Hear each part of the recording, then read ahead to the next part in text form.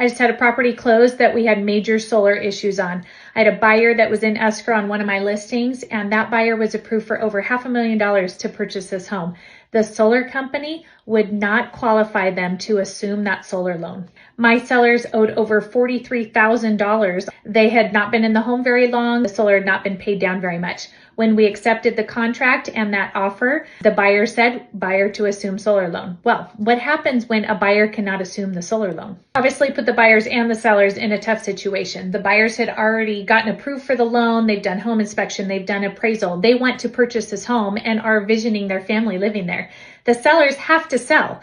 So if you are a seller and you have a solar loan on your property and you have to sell, or you want to sell so you can buy another property, you might end up having to pay off that solar loan. Even with a well-qualified buyer, that does not always mean it's going to go streamlined and smoothly to assume the solar. It took the buyer's agent, myself making phone calls to the solar company, the seller making phone calls, the buyer making phone calls, the lender calling the solar company and saying, listen, I have them approved for this through my underwriting department for this amount for a mortgage. Why are you not approving them for this small amount? But what it came down to, there's nobody else to call if the solar company says, no, we're not going to approve them, because it's their company, it's their loan, and they did not want to transfer this to the new buyer.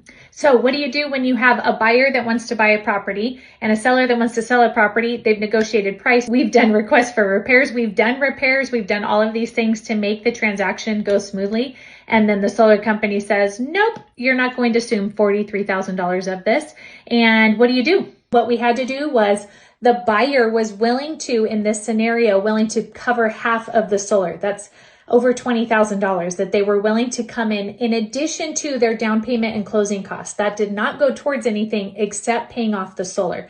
Very, very rarely, you guys, are you actually going to get a buyer that has that much extra money on top of their closing costs and down payment just to buy down the solar. So most of the time when this happens and a buyer can't get approved through the solar company to assume the solar, the seller has to pay that solar off for it to transfer, because you are not going to have a release of lien for title to transfer into the new owner if the solar is not free and clear. Our solution on this specific scenario was the buyers came in with half because they were willing to, the sellers covered the other half and paid the entire $43,000 off to make that deal and that transaction go through. That is not the normal scenario when a buyer cannot get approved to assume the solar loan.